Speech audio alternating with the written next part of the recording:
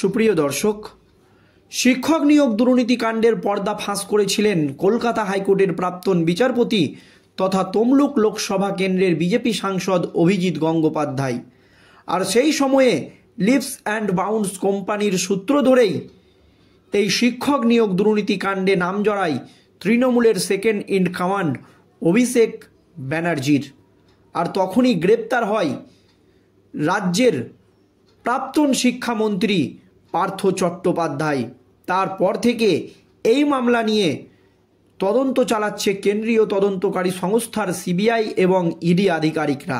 আর এই মুহূর্তে অভিষেক ব্যানার্জিকে নিয়ে একেবারে বড়সড় খবর। দর্শক, এই শিক্ষক নিয়োগ দুর্নীতিকাণ্ডে গ্রেপ্তার হয়ে জেলে রয়েছেন পার্থ চট্টোপাধ্যায়। এর আগের দিন সুপ্রিম কোর্টে জামিনের আবেদন জানিয়েছিল পার্থ। তাতেই সুপ্রিম কোর্টের বিচারপতিদের একেবারে কঠোর পর্যবেক্ষণ। জামিন তো তাকে দেওয়া হয়নি, বরঞ্চ পার্থকে একেবারে তুলোধনা করেছেন সুপ্রিম কোর্টের বিচারপতিরা। পরিষ্কার জানিয়ে দিয়েছেন একজন মন্ত্রী হওয়া সত্ত্বেও কোটি কোটি টাকার দুর্নীতি করেছে পার্থ। এরপর পার্থের আইনজীবী সুপ্রিম কোর্টের বিচারপতিদেরকে জানান পার্থ চট্টোপাধ্যায় নিয়োগ দুর্নীতির সঙ্গে জড়িত থাকলেও আরও অনেকেই এই নিয়োগ দুর্নীতিকাণ্ডে জড়িত ছিল, তারা জামিন পেয়ে গিয়েছে। তাহলে পার্থ কেন জামিন পাবে না?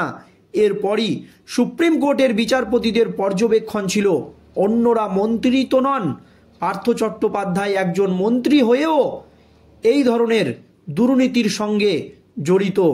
এরপর পার্থের আইনজীবী জানান তার মক্কেলের বাড়ি থেকে কোনো রকম টাকা পাওয়া যায়নি। তারপর সুপ্রিম কোর্টের বিচারপতিরা জানিয়েছিল তার বাড়ি থেকে টাকা না পেলেও তার পিয়ের বাড়ি থেকে এবং তার ঘনিষ্ঠের বাড়ি থেকে কোটি কোটি টাকা উদ্ধার হয়েছে। এর দায় এড়াতে পারেন না পার্থ চট্টোপাধ্যায়। আর এরপরই লিপস অ্যান্ড বাউন্সের সূত্র ধরে অভিষেক ব্যানার্জির নাম উঠে আসে নিয়োগ দুর্নীতিকাণ্ডে। আর সিবিআইয়ের চার্জশিটে একেবারে চাঞ্চল্যকর তথ্য। ঠিক কী হয়েছে দর্শক দেখুন।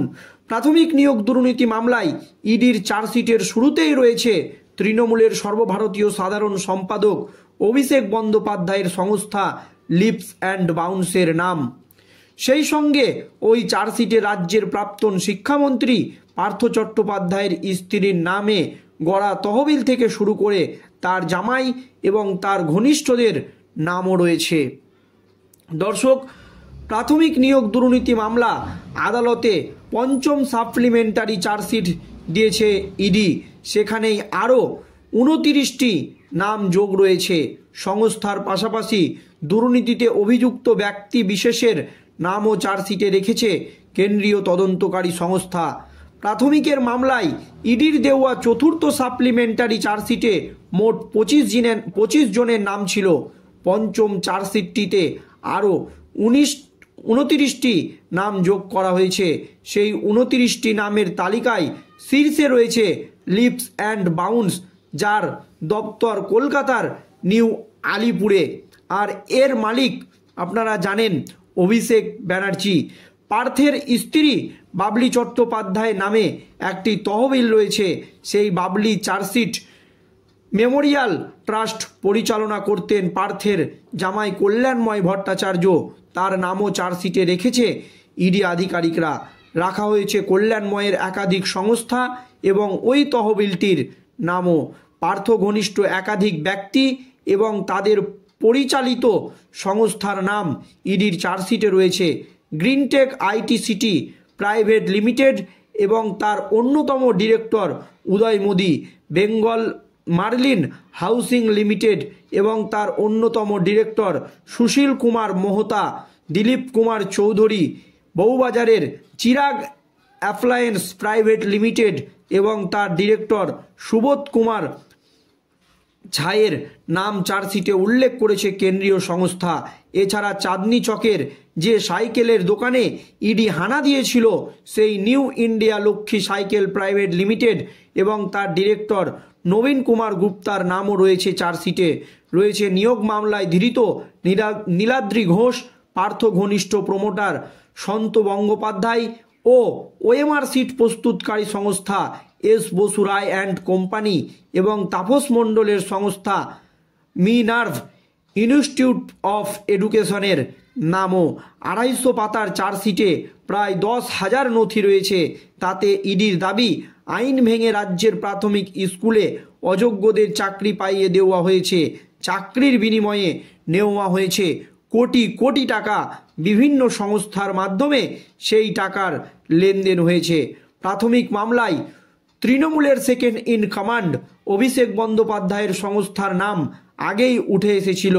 লিপস অ্যান্ড বাউন্সের ডিরেক্টর পদে অভিষেক ছাড়াও ছিলেন আরও অনেকে। অভিষেকের বাবা এবং মাও ছিলেন সংস্থার ডিরেক্টর। এই সংস্থা যে তারই তা নিজেই জানিয়েছিলেন তৃণমূলের second in command Abhishek Banerjee. 2024 সালের লোকসভা নির্বাচনের আগে আনন্দবাজার অনলাইনকে দেওয়া সাক্ষাৎকারেও এই সংস্থার কাজ নিয়ে, তার ব্যবসা নিয়ে মুখ খুলেছিলেন তিনি।